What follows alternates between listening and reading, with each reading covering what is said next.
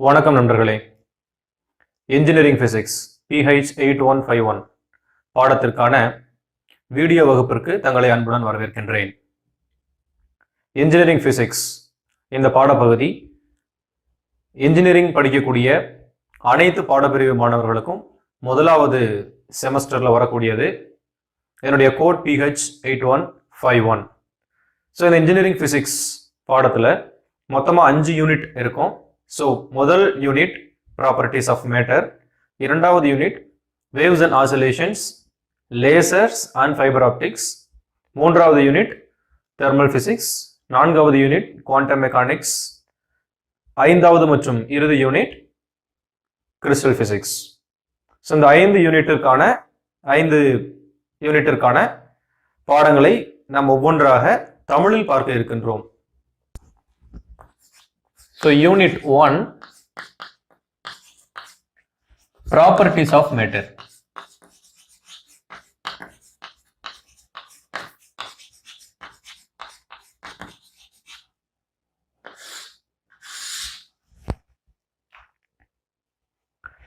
இப்போ இதுல properties of matter அப்படின்றதுல மேட்டர் அப்படின்னா என்ன? மேட்டர் அப்படிங்கிறது தமிழ்ல பருப்பொருள். இந்த உலகம் முழுவதுமே வந்துட்டு மேட்டரால ஆனதுதான். ஸோ மேட்டர் அப்படிங்கிறது, இந்த பருப்பொருள் அப்படிங்கிறத வந்துட்டு நம்ம மேஜரா 3 வகையா பிரிக்கலாம். சாலிட், லிக்விட் அண்ட் கேஸ் அப்படின்னு சொல்லிட்டு. ஸோ நம்ம சுத்தி இருக்கக்கூடிய பொருட்கள் எல்லாத்தையும் பார்க்கும்போது இந்த 3 கேட்டகரியில ஏதாவது ஒன்றா தான் இருக்க முடியும். உதாரணமா நம்ம படிக்கிற புக்ஸ், நம்ம உட்காந்துருக்க டேபிள், பெஞ்ச் எல்லாமே சாலிட். நம்ம தினமும் ஒரு வேளையும் பருகக்கூடிய சாப்பாடு, அதுல வரக்கூடிய தண்ணீர் லிக்விட், டீ, காஃபி எல்லாமே லிக்விட். அண்ட் நம்ம சுவாசிக்கக்கூடிய காற்று கேஸ். ஸோ மெஜாரிட்டியா இந்த 3 தான் இருக்க முடியும். ஸோ இது இல்லாம பிளாஸ்மா, கண்டென்சேட் அப்படின்னு சொல்லிட்டு இப்போ புதிய விஷயங்கள்லாம் வந்திருக்கு. பட் நம்ம மேஜரா சாலிட், லிக்விட் அண்ட் கேஸ் இந்த 3 தான் நம்ம எடுத்துப்போம். இதுல ப்ராப்பர்ட்டிஸ் ஆஃப் மேட்டர்ல இந்த யூனிட்ல ஸ்பெசிஃபிக்கா நம்ம சாலிட் மெட்டீரியலோட திட பொருட்களுடைய பண்புகளை பத்தி படிக்க போறோம். ஸோ இங்க ப்ராப்பர்ட்டிஸ் அப்படின்னா பண்புகள், மேட்டர் அப்படின்னா பருப்பொருள், ஸ்பெசிஃபிக்கா திட பொருள், அதை பத்தி படிக்க போறோம். இதுல வரக்கூடிய இந்த யூனிட்ல வரக்கூடிய சில நோட்டேஷன்ஸ்க்கான டெஃபினிஷன்ஸ் என்ன அப்படின்னு முதல்ல பார்த்துடலாம். ஸோ அப்படி பார்க்கும்போது ஃபோர்ஸ் அப்படின்னா என்ன அப்படிங்கிறது நம்ம தொடங்கலாம். What is force? ஃபோர்ஸ் அப்படின்னு நம்ம எதை சொல்லுவோம்? இதை ஒரு உதாரணம் சொல்லி நம்ம விளக்கணும்னா ஈஸியா புரிஞ்சுக்கலாம். ஒரு பால் இருக்கு ஃப்ளோர்ல அப்படின்னு வச்சுக்கோங்க. ஸோ இந்த பால் ரெஸ்ட் ஸ்டேட்ல இருக்கு, மூவிங்ல இல்லை. இப்போ நம்ம இந்த கை கொண்டு இந்த பாலை புஷ் பண்ணோம் அப்படின்னா இந்த பால் மூவ் ஆகும். அப்போ இதுல ஃபோர்ஸ் அப்படிங்கிறது நம்ம கையில இருந்து இந்த பாலுக்கு கிடைச்ச ஒரு விஷயம். ஸோ அது ஒரு குவாண்டிட்டி, பிசிக்ஸ்ல அது ஒரு குவாண்டிட்டி. ஸோ குவாண்டிட்டி அப்படின்னா அதுக்கான வேல்யூ நம்ம கொடுக்க முடியும். அதுக்கான பிசிக்கல் குவாண்டிட்டி அப்படின்னா அதுக்கான வேல்யூ கொடுக்க முடியும். அதுக்கு யூனிட் நம்ம சொல்ல முடியும். ஸோ ஃபோர்ஸ் அப்படிங்கிறது இங்க நம்ம கைகள்ல இருந்து இந்த பாலுக்கு கொடுக்கப்பட்ட ஒரு பிசிக்கல் குவாண்டிட்டி.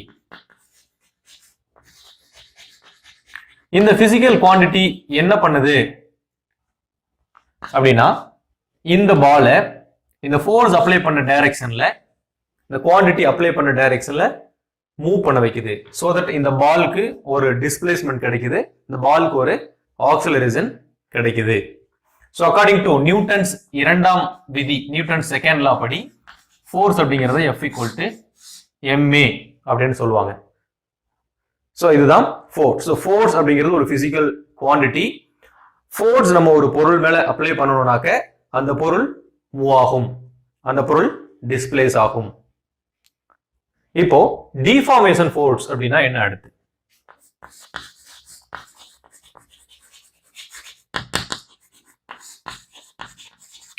டிஃபார்மேஷன் ஃபோர்ஸ் அப்படின்னா என்ன? டிஃபார்மேஷன் ஃபோர்ஸ் அப்படிங்கிறது அந்த ஃபோர்ஸை வந்து நம்ம ஒரு பொருள் மேல அப்ளை பண்ணனா அந்த பொருள் மூவ் ஆகாது. அதுக்கு பதிலா அந்த பொருளுடைய சைஸோ அல்லது ஷேப்போ வந்து மாறும். எப்படின்னா, உதாரணமா நம்ம ஒரு ஒயர் வச்சுக்கிறோம்னு வச்சுக்கோங்க. ஒரு ஒயர் எடுத்துக்கிறோம். இந்த ஒயர்ல ஒரு ஃபோர்ஸ் அப்ளை பண்றோம். ஒயரோட இனிஷியல் லென்த் கேபிட்டல் எல் இருக்குது. இந்த ஃபோர்ஸ் அப்ளை பண்றதுனால இந்த ஒயர் ஒரு குறிப்பிட்ட அளவு நீட்சி அடைந்து எக்ஸ்டெண்ட் ஆகி புதிய லென்த்தா எல் பிரைம் அப்படின்னு வரும். சோ அப்போ எல்ங்கிற லென்த் இருந்த இந்த ஒயர் எல் பிரைம்ங்கிற லென்த்துக்கு எக்ஸ்டெண்ட் ஆகிருக்கு. அப்ப இந்த பொருளுடைய நீளம் அதிகரிச்சிருக்கு. ஸோ அதனுடைய சைஸ் வேரி ஆகிருக்குது. எவ்வளோ வேரி ஆயிருக்கு அப்படின்னா, அந்த வேரியேஷன் அப்படிங்கிறது புதுசா எவ்வளோ லென்த் வந்துச்சு மைனஸ் ஏற்கனவே இருந்த லென்த். ஸோ எல் பிரைம்ல இருந்து எல்ல கழிச்சிட்டோம்னா நமக்கு எவ்வளோ லென்த் இது எக்ஸ்டெண்ட் ஆகிருக்கு அப்படிங்கிறது கிடைச்சிரும். ஸோ இப்ப டிஃபார்மேஷன் ஃபோர்ஸ் அப்படிங்கிறது என்ன அப்படின்னாக்க, ஒரு பொருளை இந்த ஃபோர்ஸ் வச்சு அப்ளை பண்ணும்போது அந்த பொருளுடைய நீளமோ அல்லது சைஸோ மாறுபடும், ஆனால் அந்த பொருள் மூவ் ஆகாது அப்படின்னா நம்ம அப்ளை பண்ண ஃபோர்ஸ்க்கு பேரு டிஃபார்மேஷன் ஃபோர்ஸ். சரிங்களா? அடுத்ததாக எலாஸ்டிசிட்டி. நெக்ஸ்ட் நம்ம டிஸ்கஸ் பண்ண போற டேர்ம் எலாஸ்டிசிட்டி.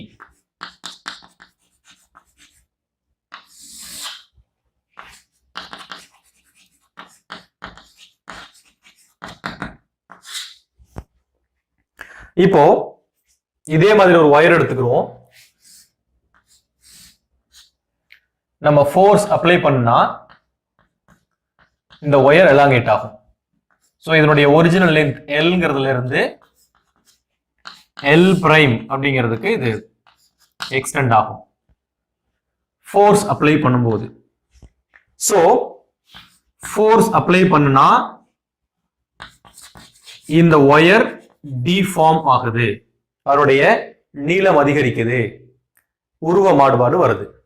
இப்ப இந்த ஃபோர்ஸை வந்து வித்ட்ரா பண்ணிட்டால், அப்ளை பண்ண ஃபோர்ஸை எடுத்துட்டோம்னா இட் வில் கெட் ரீஃபார்ம்.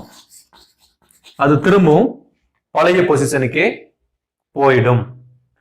அப்படி ஒரு ஃபோர்ஸ் அப்ளை பண்ணும்போது ஒரு மெட்டீரியல் அதனுடைய சைஸ்லயோ ஷேப்லயோ மாற்றம் அடைஞ்சு அந்த ஃபோர்ஸை ரிமூவ் பண்ணதுக்கு அப்புறம் திரும்பவும் அதனுடைய ஒரிஜினல் பொசிஷனுக்கு போயிடுச்சு, ஒரிஜினல் ஷேப்கோ சைஸ்கோ போயிடுச்சு அப்படின்னா அந்த மெட்டீரியலுக்கு பேரு எலாஸ்டிசிட்டி அப்படின்னு பேரு. ஸோ அந்த மெட்டீரியலுக்கு பேரு எலாஸ்டிக் மெட்டீரியல் அப்படின்னு பேரு. இந்த மெட்டீரியல் இந்த மாதிரி ஃபோர்ஸ் அப்ளை பண்ணும்போது எக்ஸ்டெண்ட் ஆகி ஃபோர்ஸ் ரிமூவ் பண்ணும்போது திரும்பியும் பழைய பொசிஷனுக்கே போற அந்த நிகழ்வுக்கு பேரு எலாஸ்டிசிட்டி. அந்த ப்ராப்பர்ட்டிக்கு பேரு எலாஸ்டிசிட்டி. ஸோ இந்த மாதிரி ஃபோர்ஸ் அப்ளை பண்ணும்போது ஷேப் சேஞ்ச் ஆகி ஃபோர்ஸ் வித்ட்ரா பண்ணும்போது திரும்பியும் பழைய ஷேப்க்கு போற எல்லா மெட்டீரியலையும் நம்ம எலாஸ்டிக் மெட்டீரியல் அப்படின்னு சொல்லலாம். ஆனா நேச்சர்ல எந்த மெட்டீரியலுமே 100% எலாஸ்டிக் கிடையாது. So no material is 100% elastic in nature. ஆனா எலாஸ்டிக்கு மிக அருகில போகும். சில மெட்டீரியல்ஸ் 100% எலாஸ்டிக்கு மிக அருகில் இருக்கும். உதாரணம் சொல்லணும் அப்படின்னா குவார்ட்ஸ் கிறிஸ்டல் சொல்லலாம். குவார்ட்ஸ் கிறிஸ்டல், இந்த குவார்ட்ஸ் கிறிஸ்டல் அப்படிங்கிறது நம்மளுடைய வாட்ச்ல இருக்கும், piezoelectric materials, ultrasound ஜெனரேட்டர்ஸ்ல இருக்கும். அந்த மாதிரி நிறைய இடங்கள்ல குவார்ட்ஸ் மெட்டீரியல்ஸ் இருக்கும், அது சொல்லலாம். இது இல்லாம ஸ்டீல், அது ஒரு எலாஸ்டிக் மெட்டீரியல். ஆனா ஒரு கொஸ்டின் வரும் இந்த இடத்துல, ஸ்டீல் எப்படி எலாஸ்டிக் அப்படின்னு சொல்லி a bit moment later நம்ம அதை பத்தி டிஸ்கஸ் பண்ணுவோம். But steel is an elastic material you can say. பிறகு பிளாஸ்டிசிட்டி அப்படின்னா என்ன? இந்த மாதிரி டிஃபார்மிங் ஃபோர்ஸ் அப்ளை பண்ணி இந்த மெட்டீரியலுடைய சைஸ் அண்ட் ஷேப் சேஞ்ச் ஆனதுக்கு அப்புறம் டிஃபார்மிங் ஃபோர்ஸை ரிமூவ் பண்ணிட்டா எந்த மெட்டீரியல்லாம் திரும்பியும் பழையபடி போகாம சேஞ்ச் சைஸோ ஷேப்போ சேஞ்ச் ஆன மாதிரியே அப்படியே ரீட்டைன் ஆயிருதோ அதெல்லாம் வந்துட்டு பிளாஸ்டிக் மெட்டீரியல். அந்த மாதிரி டிஃபார்மிங் ஃபோர்ஸ் அப்ளை பண்ணி அதை ரிமூவ் பண்ணதுக்கு அப்புறம் இந்த எக்ஸ்டென்ஷனான மெட்டீரியலோட சைஸ் ஆர் ஷேப் திரும்பியும் பழைய நிலைக்கு போகல அப்படின்னா அதுக்கு பேர் வந்துட்டு பிளாஸ்டிசிட்டி. அந்த மாதிரியான ப்ராப்பர்ட்டிலாம் எக்ஸிபிட் பண்ற மெட்டீரியலுக்கு பேரு பிளாஸ்டிக் மெட்டீரியல்ஸ். இது உதாரணம் சொல்லணும் அப்படின்னாக்க சைனா கிளே நம்ம சொல்லலாம், வேக்ஸ் சொல்லலாம், சீவிங் கம் சொல்லலாம்.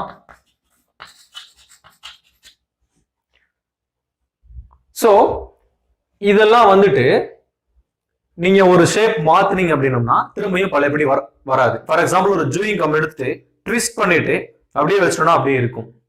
அது மாதிரிதான் வேக்ஸ், சைனா கிளே இதெல்லாம். சோ இந்த மெட்டீரியல்லாம் வந்து பிளாஸ்டிக் மெட்டீரியல் அப்படிங்கிற கேட்டகரி கீழே வரும். அடுத்ததாக இப்ப இந்த ப்ராப்பர்ட்டி எலாஸ்டிசிட்டி ஆகட்டும் பிளாஸ்டிசிட்டி ஆகட்டும் இது எப்படி அக்கர் ஆகுது அப்படின்னாக்க இது எல்லாமே நம்ம எந்த மெட்டீரியல் எடுத்துக்கிறோமோ அந்த மெட்டீரியலோட மாலிகுலர் அரேஞ்ச்மெண்ட்டை பொறுத்து இருக்கும். So it is a molecular property. ரெண்டாவது, ஸோ இது மாலிகுலர் ப்ராப்பர்ட்டி நம்ம சொல்லிட்டதுனால இந்த ப்ராப்பர்ட்டி எலாஸ்டிசிட்டி பிளாஸ்டிசிட்டி இது ரெண்டும் மெட்டீரியல் டு மெட்டீரியல் சேஞ்ச் ஆகும். ஸோ ரெண்டு மெட்டீரியலுக்கு சேம் எலாஸ்டிசிட்டி இருக்கணும் அப்படிங்கிற அவசியம் இல்லை. ஸோ இந்த property will change material to material.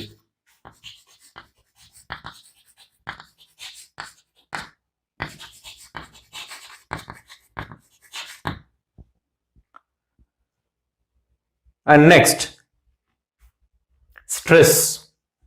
அடுத்து நம்ம பார்க்கக்கூடிய term stress. அப்படின்னா என்ன? இப்போ இந்த எலாஸ்டிசிட்டி நம்ம டிஃபைன் பண்ணும்போது ஒரு பொருள் மேல ஒரு ஃபோர்ஸ் கொடுத்தோம் இல்லைங்களா, இந்த ஃபோர்ஸை நம்ம ஸ்ட்ரெஸ் அப்படிங்கிற ஒரு குவாண்டிட்டி வச்சு டிஃபைன் பண்ணலாம். எப்படி அப்படின்னா ஸ்ட்ரெஸ் அப்படிங்கிறது நம்ம கொடுத்த ஃபோர்ஸ் பர் யூனிட் ஏரியா,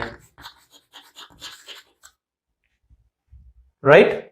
அதாவது நீங்க ஒரு மெட்டீரியல் எடுத்துக்கிட்டீங்கன்னா இந்த மெட்டீரியலோட டாப்ல ஒரு யூனிட் ஏரியால எவ்வளவு ஃபோர்ஸ் அப்ளை பண்றோம். யூனிட் ஏரியா அப்படின்னா ஏரியா அப்படிங்கிறது என்னது? பக்கம் இன்டு பக்கம் ஏரியா. சோ யூனிட் ஏரியா அப்படின்னா 1 சென்டிமீட்டருக்கு 1 சென்டிமீட்டரா இருக்கலாம், அல்லது 1 மில்லிமீட்டருக்கு 1 மில்லிமீட்டரா இருக்கலாம், அல்லது 1 மீட்டருக்கு 1 மீட்டரா இருக்கலாம். சோ அந்த மாதிரி இருந்தா அதுக்கு பேரு யூனிட் ஏரியா. சோ நம்ம ஒரு யூனிட் ஏரியால எவ்வளவு ஃபோர்ஸ் அப்ளை பண்ணணும், எவ்வளவு டிஃபார்மிங் ஃபோர்ஸ் அப்ளை பண்ணணும் அப்படிங்கிறது தான் ஸ்ட்ரெஸ்.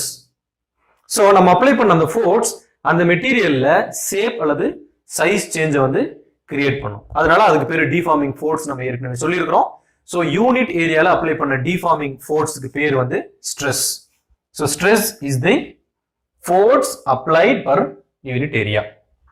இதுக்கு யூனிட் என்னன்னு பாத்தீங்கன்னா ஃபோர்ஸ்க்கான யூனிட் நியூட்டன், ஏரியாக்கான unit metre square. So that நம்ம இதை எப்படி எழுதிக்கலாம்னாக்க நியூட்டன் பர் மீட்டர் ஸ்கொயர் அப்படின்னு யூனிட் எழுதிக்கலாம். அடுத்ததாக ஸ்ட்ரெயின். இப்ப இந்த ஸ்ட்ரெஸ்ல எத்தனை டைப் இருக்கு அப்படின்னு பார்த்தோம்னா டைப்ஸ் ஆஃப் ஸ்ட்ரெஸ் அப்படின்னு பார்க்கும்போது 3 டைப்ஸ் இருக்கு. என்னென்ன அப்படின்னா முதலாவது லீனியர் ஸ்ட்ரெஸ். இதை வந்துட்டு லாஞ்சிடியூடினல் ஸ்ட்ரெஸ் அப்படின்னு நம்ம சொல்லலாம்.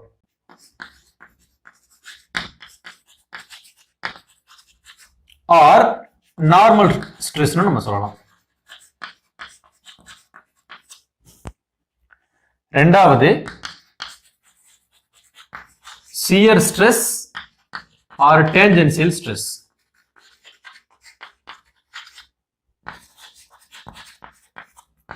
மூணாவது வால்யூம் ஸ்ட்ரெஸ். இதெல்லாம் என்ன? இங்க பார்த்தோம் இல்லைங்களா, ஒரு வயர் எடுத்துக்கிட்டோம், அதோட லென்த்ல சேஞ்ச் கிரியேட் ஆச்சு. இப்போ இந்த மாதிரி லென்த் மட்டும் கிரியேட் ஆனா, லென்த்தோட சம்பந்தமா இருந்துச்சு அப்படின்னா அது வந்துட்டு லீனியர் ஸ்ட்ரெஸ். இப்ப இதுல இந்த ஒயரோட சர்ஃபேஸுக்கு பர்பெண்டிகுலரா நம்ம ஃபோர்ஸ் அப்ளை பண்ணியிருக்கிறதுனால இதை நார்மல் ஸ்ட்ரெஸ் அப்படின்னு சொல்லலாம். அடுத்ததா சியர் ஸ்ட்ரெஸ். சியர் ஸ்ட்ரெஸ் அப்படின்னா நம்ம ஒரு மெட்டீரியல் எடுத்துக்கிட்டு அந்த மெட்டீரியலுடைய ஒரு பிளேன்ல மட்டும் ஃபோர்ஸ் அப்ளை பண்ணனா அது சியர் ஸ்ட்ரெஸ். ஃபார் எக்ஸாம்பிள், நம்ம ஒரு ரெக்டாங்குலர் பிரிசம் எடுத்துட்டு இந்த பிரிசத்தோட டாப் சைட்ல மட்டும், டாப் பிளேன்ல மட்டும் ஃபோர்ஸ் அப்ளை பண்ணனா இந்த ரெக்டாங்குலர் பிரிசம் புதுசா ஒரு ஷேப்க்கு டிஃபார்ம் ஆகும். இந்த டிஃபார்ம் ஆன அந்த ஷேப் எப்படி ஆச்சுன்னா மேல மட்டும் ஃபோர்ஸ் அப்ளை பண்ணனால ஆச்சு. சோ அதனால இந்த மாதிரி டேஞ்சென்சியலா ஃபோர்ஸ் அப்ளை பண்ணணும்னா அதுக்கு பேரு டேஞ்சென்சியல் ஸ்ட்ரெஸ்னு பேரு. மூணாவது வால்யூம் ஸ்ட்ரெஸ். இது எப்படின்னா, நம்ம ஒரு பொருளோட எல்லா டைரக்ஷன்லயும் ஃபோர்ஸ் அப்ளை பண்ணும்போது அந்த பொருள் வந்து ஸ்ரிங்க் ஆயிரும். லைக் நம்ம ஒரு கியூப் எடுத்துக்கிட்டு அந்த கியூபோட 6 ஃபேஸ்லயும் ஃபோர்ஸ் அப்ளை பண்ணணும் அப்படின்னாக்க இந்த கியூபோட வால்யூம் ஸ்ரிங்க் ஆகும். அப்படி ஸ்ரிங்க் ஆச்சு அப்படின்னா அது வந்துட்டு வால்யூம் ஸ்ட்ரெஸ். இதே மாதிரி ஸ்ட்ரெயின் அப்படின்னு ஒரு குவாண்டிட்டி அடுத்து நம்ம டிஃபைன் பண்ண போறோம். அடுத்து நம்ம பார்க்க போற டேர்ம் பேர் வந்துட்டு ஸ்ட்ரெயின். இது எப்படி சொல்றது அப்படின்னா, திரும்பியும் ஒரு வயர் எடுத்துக்கிறோம். ஸோ அந்த வயர்ல ஒரு ஃபோர்ஸ் நம்ம அப்ளை பண்ணோம். அதனால அந்த வயரோட original length L, new length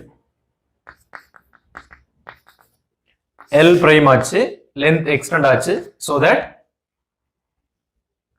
அந்த லென்த் எலாங்கேட் ஆன length L, that is L prime minus capital L. So இந்த சேஞ்ச் இன் லென்த் வந்துட்டு L அப்படின்னு வச்சுக்கலாம். இப்போ ஸ்ட்ரெயின் அப்படிங்கிற quantity is nothing but ratio between this length elongated to the original length. இந்த length எடுத்துக்கூடாது. Force apply பண்ணதுனால original லென்த்ல இருந்து எவ்வளவு எலாங்கேட் ஆச்சோ அந்த length divided by original length. So it is change in length divided by original length.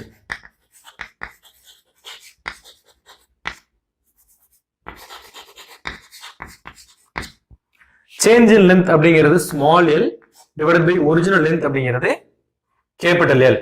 இங்க பார்த்தோம்னா சேஞ்ச் இன் லென்த்தும் மீட்டர்ல தான் யூனிட் வரும், ஒரிஜினல் லென்த்தும் மீட்டர்ல தான் யூனிட் வரும். ஸோ 2 மீட்டரும் நியூமரேட்டர் டினாமினேட்டர் கேன்சல் ஆயிரும். ஸோ ஸ்ட்ரெயினுக்கு no unit.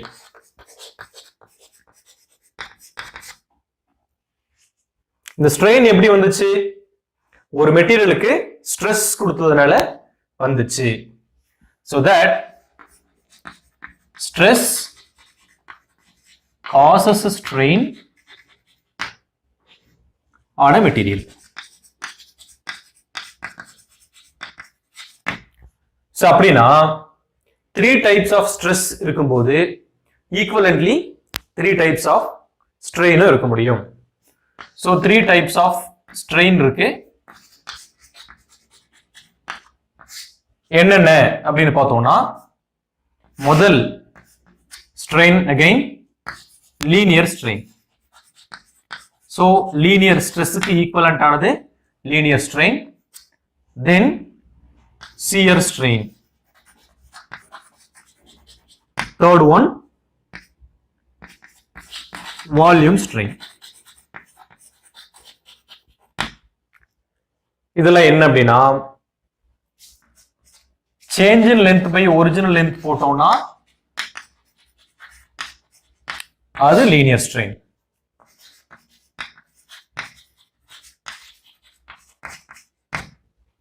Okay, shear strain அப்படிங்கிறது change in shape by original shape. இங்க என்ன இருக்கும் அப்படின்னாக்க, linear shear strainக்கு நம்ம ஏற்கனவே கன்சிடர் பண்ணபடி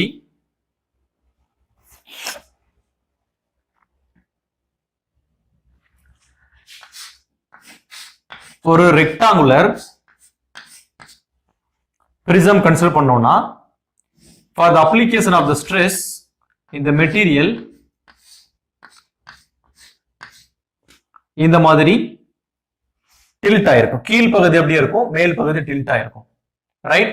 இப்போ இந்த ஆங்கிள் ஆஃப் சியர் கண்டுபிடிச்சோம் அப்படின்னாக்க இங்க ஒரு லென்த் சேஞ்ச் வருது பாத்தீங்களா, இது ஸ்மால் எல். இந்த மெட்டீரியலுடைய original length capital L. So அந்த change in length by small length போட்டோம் அப்படின்னா, அதாவது change in length created by the shear force, tangential ஃபோர்ஸால வந்த சேஞ்ச் டு தி ஒரிஜினல் போட்டோம்னாக்க அது வந்து சியர் ஸ்ட்ரெயின். வால்யூம் ஸ்ட்ரெயின் அப்படிங்கிறது என்ன அப்படின்னா, ஒரு கியூப் இருக்குன்னா அந்த கியூபுக்கு எல்லா டைரக்ஷன்லயும் ஃபோர்ஸ் அப்ளை பண்ணி அதனுடைய வால்யூம் ஸ்ரிங்க் ஆச்சு அப்படின்னா எவ்வளவு ஸ்ரிங்க் ஆச்சோ அந்த total volume shrink divided by net volume, original volume கொடுத்தோம் அப்படின்னாக்க that is volume strain. So இப்போ ஸ்ட்ரெஸ் அதனுடைய டைப்ஸ், ஸ்ட்ரெயின் அதனுடைய டைப்ஸ் பார்த்துட்டோம். எலாஸ்டிசிட்டின்னு என்னன்னு பார்த்தோம், பிளாஸ்டிசிட்டின்னு என்னன்னு பார்த்தோம். எலாஸ்டிக் லிமிட் அப்படின்னா என்ன அப்படிங்கறத இப்ப பார்க்கலாம். எலாஸ்டிக் லிமிட் அப்படின்னா என்னன்னா, ஒரு ஒயர் நம்ம கன்சிடர் பண்ணிக்கிறோம். இந்த ஒயருக்கு நம்ம ஃபோர்ஸ் கொடுத்தோம்னா இது எலாங்கேட் ஆகும்னு சொன்னோம். இந்த ஃபோர்ஸ் இன்க்ரீஸ் பண்ணிக்கிட்டே போனோம்னா இந்த ஒயரோட லென்த் இன்க்ரீஸ் ஆகிட்டே போகும். பட் ஒரு த்ரெஷோல்டுக்கு அப்புறம் என்ன ஆகும்னாக்க நம்ம இந்த ஃபோர்ஸ் ரிமூவ் பண்ணோம்னா இந்த இன்க்ரீஸ் ஆன லென்த் திரும்பி டிக்ரீஸ் ஆகாது, அது பர்மனண்டா டிஃபார்ம் ஆயிடும். பட் ஒரு ஸ்டேஜுக்கு முன்னாடி வரைக்கும் நம்ம ஃபோர்ஸ் அப்ளை பண்ணணும்னா டிஃபார்ம் ஆகும், ஃபோர்ஸ் ரிமூவ் பண்ணிட்டா ரீஃபார்ம் ஆகி பழைய பொசிஷனுக்கு போயிடும். ஒரு மேக்ஸிமம் ஃபோர்ஸ் இருக்கு பாத்தீங்களா, அந்த மேக்ஸிமம் ஃபோர்ஸ் அப்ளை பண்ணிட்டோம்னா அது திரும்பியும் அந்த மேக்ஸிமம் ஃபோர்ஸ் தாண்டி ஃபோர்ஸ் அப்ளை பண்ணும்போது திரும்பியும் அது பழைய பொசிஷனுக்கு போகாது. ஒரு மேக்ஸிமம் ஃபோர்ஸ் வரைக்கும் தான் அது பழைய பொசிஷனுக்கு போகும். அந்த மேக்ஸிமம் லிமிட் ஆஃப் ஃபோர்ஸ் நம்ம எவ்வளவு அப்ளை பண்ண முடியுமோ அதுக்கு பேரு எலாஸ்டிக் லிமிட்.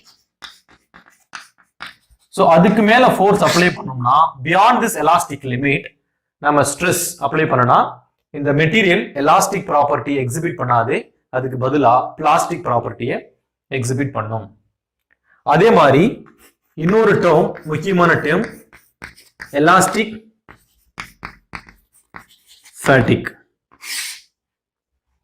இது என்ன அப்படின்னா, ஒரு ஒயர் எடுத்துக்கிறோம், அந்த ஒயர்ல ஒரு ஃபோர்ஸ் அப்ளை பண்றோம், அந்த ஒயர் எலாங்கேட் ஆகுது. இப்போ ஃபோர்ஸ் ரிமூவ் பண்ணிடுறோம், அந்த ஒயர் பழையபடி போயிடுது. இதே மாதிரி ஃபோர்ஸ் அப்ளை பண்றோம், எலாங்கேட் ஆகுது, ஃபோர்ஸ் ரிமூவ் பண்றோம், பின்னாடி போயிடுது.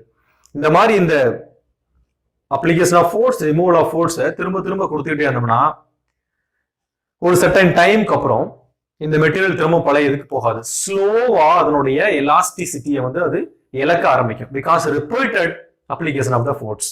ஒரு கட்டத்துக்கு அப்புறம் அது வந்து ரீஃபார்ம் ஆகி கொஞ்சம் பர்மனண்டா பிளாஸ்டிக் நேச்சரை வந்து அது எக்ஸ்பெக்ட் பண்ண ஆரம்பிச்சிடும். அதனுடைய ஒரிஜினல் லென்த்ல அது பின்னாடி போகாம கொஞ்சம் எக்ஸ்ட்ரா லென்த்ல இருக்கும்.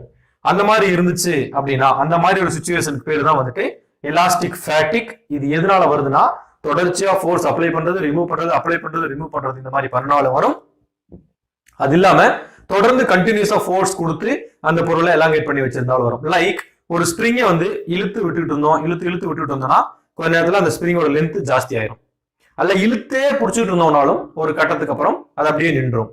அந்த ஸ்டேஜுக்கு பேரு எலாஸ்டிக் ஃபேட்டிக். அடுத்ததாக Hooke's law.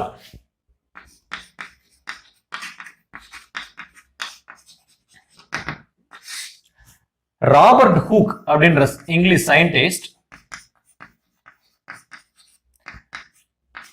1679ல stress and strain வந்து அவர் ரிலேட் பண்ணி ஒரு கான்செப்ட் சொன்னார். அந்த கான்செப்ட் அவரோட பேர்லயே ஹூக்ஸ் லா அப்படின்ற பேர்ல அழைக்கப்படுது. அவர் என்ன சொன்னார்னா, under elastic limit. So elastic லிமிட்ல, அண்டர் எலாஸ்டிக் லிமிட்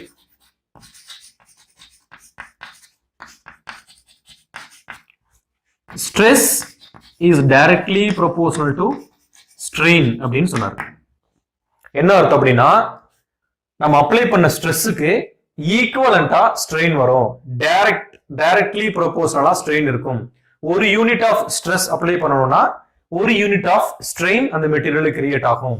ரிமெம்பர், ஸ்ட்ரெஸ்னா நம்ம அப்ளை பண்ற ஃபோர்ஸ், ஸ்ட்ரெயின் அதனால அந்த மெட்டீரியல்ல உருவாகக்கூடிய எக்ஸ்டென்ஷன்.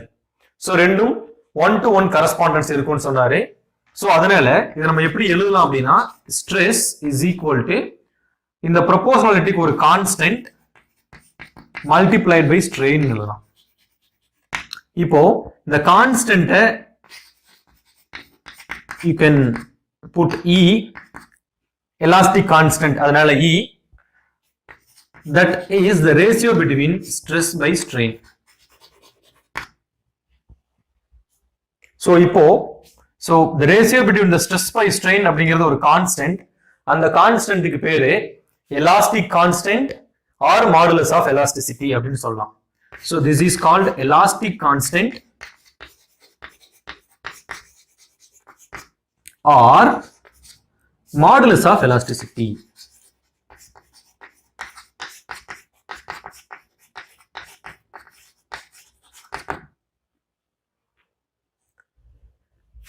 இப்போ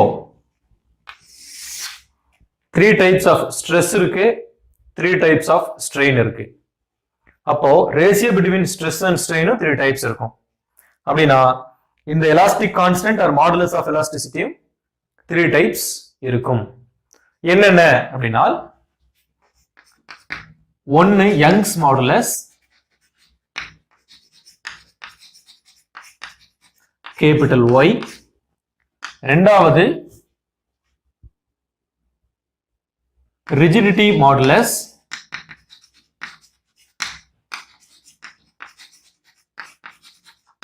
என். மூணாவது bulk modulus.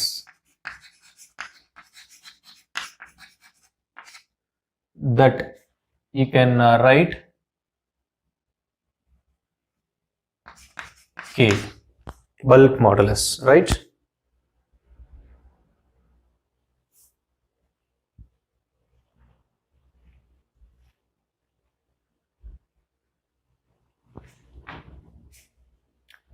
So one by one பார்க்கலாம். First one, Young's modulus என்ன? So Young's modulus Y is nothing but under elastic limit. இந்த மூணு மாடுலஸ்மே defined under elastic limit. Elastic limit கீழ தான் define பண்ண போறோம். So elastic limit கான definition நம்ம ஏற்கனவே சொல்லியிருக்கிறோம். So elastic limitல linear stress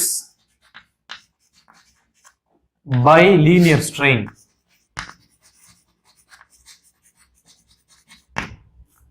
calculate பண்ணுனா நமக்கு யங்ஸ் மாடுலஸ் கிடைக்கும். எப்படி? ஒரு வயர் எடுத்துக்கோங்க. அந்த வயர்ல அப்ளை பண்ற ஃபோர்ஸ் பர் ஏரியா நமக்கு தெரியும். அதனால அந்த வயர் எக்ஸ்டெண்ட் ஆகுது. Original length L, external length small l. Linear stress நம்ம எப்படி டிஃபைன் பண்ணலாம்? Force per area, force per unit area. So that is nothing but F by A. And linear strain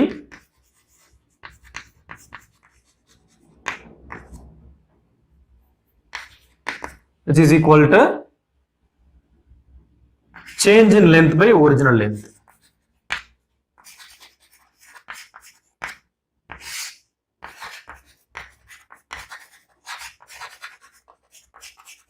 Hence it is equal to L by capital L.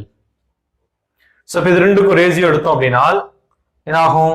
So Y is equal to F by A divided by small l by capital L. So this becomes F by A multiplied by capital L by small l invert ஆகி வரும்.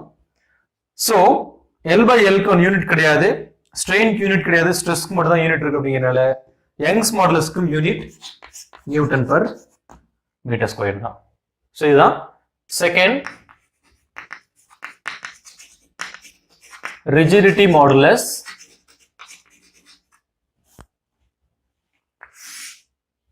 small n.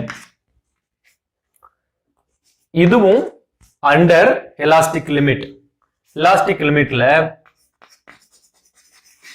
it is the ratio between tangential stress to shear strain. இதை எப்படி நம்ம புரிஞ்சுக்கிறது அப்படின்னா, ஒரு rectangular prism வரையும்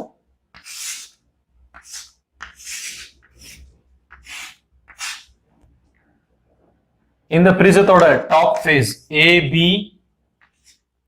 CD and bottom face EF GH னு வச்சுக்கலாம். இந்த டாப் ஃபேஸ்ல மட்டும் நம்ம ஒரு ஃபோர்ஸ் அப்ளை பண்றோம்னு வச்சுக்கோங்க. Force per unit area apply பண்றோம். அதனால இந்த மெட்டீரியல் இப்படி எக்ஸ்டெண்ட் ஆகும்.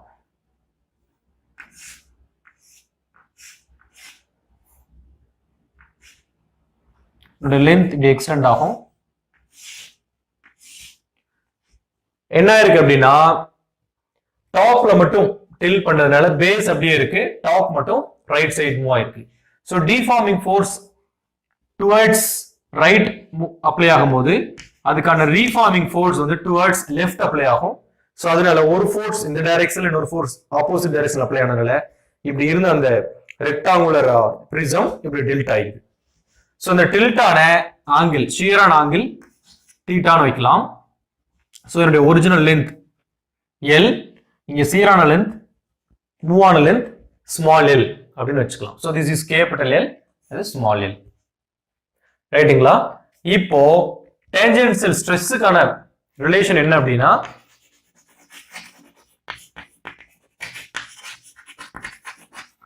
that is nothing but force per area. நம்ம அப்ளை பண்ண force per unit area தான். The shear strain அப்படிங்கிறது எப்படி கண்டுபிடிக்கலாம் அப்படின்னா, இந்த ரைட் ஆங்கிள் ட்ரையாங்கிள் எடுத்துக்கோங்க. இந்த ட்ரையாங்கிள் ரைட் ஆங்கிள் ட்ரையாங்கிளை கன்சிடர் பண்ணுங்க. ஸோ அப்படியே கன்சிடர் பண்ணோம்னா, ஸோ இது A பிரைம், இது B பிரைம், இது C prime and D prime. So அப்படி பார்த்தோம்னா A prime F வரும். So A prime, this is F. இங்க இருக்கக்கூடிய angle theta and this is right angle triangle. So என்னோட A prime ஓட length small l, AF ஓட length capital L. So இப்ப இந்த theta நமக்கு வேணும்.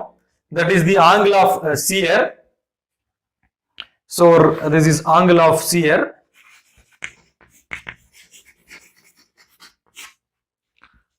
So that is equal to, that is theta. இது எப்படி எழுதுறதுன்னா, we can calculate tan theta. Tan theta is nothing but opposite side by adjacent side. So தமிழ்ல சொல்லணும்னா அடுத்துள்ள பக்கம் by எதிர்பக்கம் by அடுத்துள்ள பக்கம். So opposite side by adjacent side. So straight away we can write small l by capital L. So for small theta, tan theta நம்ம ஸ்ட்ரைட்டா தீட்டான்னு எழுதிக்கலாம். that is L by L. So இந்த theta தான் shear strain, it is small l by capital L. இதனோட ரெண்டோட ratio எடுத்தோம்னா n கிடைச்சிரும்.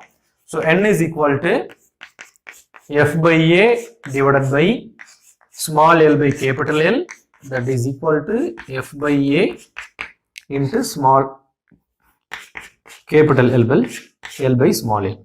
So again இங்கேயும் பார்த்தீங்கன்னாக்க நியூட்டன் per meter square தான் யூனிட்.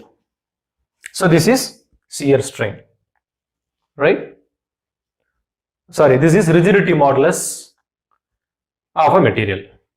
So first என்ன பண்ணணும், ஒரு ரெக்டாங்குலர் ஷேப் எடுத்துக்கிறோம், அதுல டாப்ல மட்டும் ஃபோர்ஸ் அப்ளை பண்றோம், அந்த பாடி ரீஃபார்ம் ஆகுது, டிஃபார்ம் ஆகுது. ஸோ அப்போ ratio of this tangential stress apply to the shear strain, இந்த ஆங்கிள் ஆஃப் shear கண்டுபிடிக்கணும். ஸோ டேஞ்சென்ஷியல் ஸ்ட்ரெஸ்க்கு ஃபார்முலா இருக்கு F by A, shear strain இந்த ரைட் ஆங்கிள் ட்ரையாங்கிள் கன்சிடர் பண்ணி அதுல இருந்து எழுதுறோம். ரெண்டுக்கான ரேஷியோ கண்டுபிடிக்கும் போது நம்மளுக்கு ரிஜிடிட்டி மாடுலஸ் கிடைச்சிருது. மூணாவது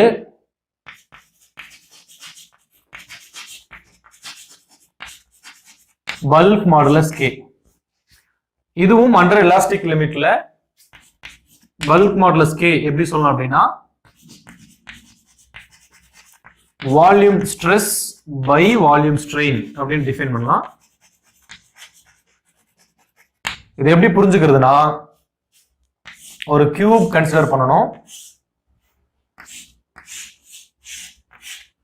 அந்த கியூபோட ஒரிஜினல் வால்யூம் V, அதனுடைய change in volume small v. அதாவது இதனோட 6 ஃபேஸ்லயும் ஃபோர்ஸ் அப்ளை பண்ணதுனால இதுல சேஞ்ச் ஆன volume V, applied force F, ஒரு surface area A.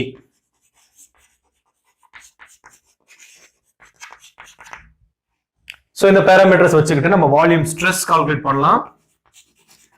So volume ஸ்ட்ரெஸ்ங்கிறது force applied per unit area that நம்ம வந்துட்டு ஏன்னு வச்சுக்கிறோம். வால்யூம் ஸ்ட்ரெயின் அப்படிங்கிறது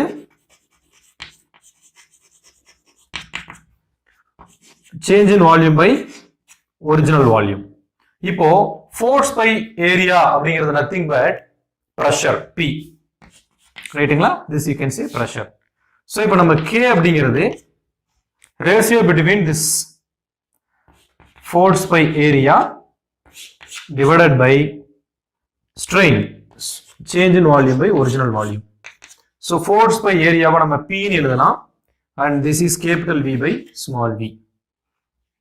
so this is nothing but bulk modulus and again இதுக்கும் unit newton per metre square. So இதுதான் வந்து பல்க் மாடுலஸ் அப்படிங்கிறது. ஸோ 3 மாடுலஸ்க்கான கான்செப்ட் இப்போ நம்ம டிஸ்கஸ் பண்ணிட்டோம். ஸோ இந்த வீடியோ லெக்சர்ல நம்ம என்னென்ன பார்த்துருக்கோம்னா ஃபோர்ஸ்னா என்ன, டிஃபார்மேஷன் ஃபோர்ஸ்னா என்ன, எலாஸ்டிசிட்டினா என்ன, பிளாஸ்டிசிட்டினா என்ன, what are elastic materials, what are plastic materials, elastic limit, elastic fatigue, Hooke's law, ஸ்ட்ரெஸ்னா என்ன, ஸ்ட்ரெயின்னா என்ன, மாடுலஸ் ஆஃப் எலாஸ்டிசிட்டினா என்ன, different types of modulus of elasticity, இது எல்லாமே நம்ம டிஸ்கஸ் பண்ணியிருக்கிறோம். தொடர்ந்து நம்ம அடுத்தடுத்த டாபிக் அடுத்தடுத்த வீடியோவில் பார்ப்போம். தேங்க்யூ.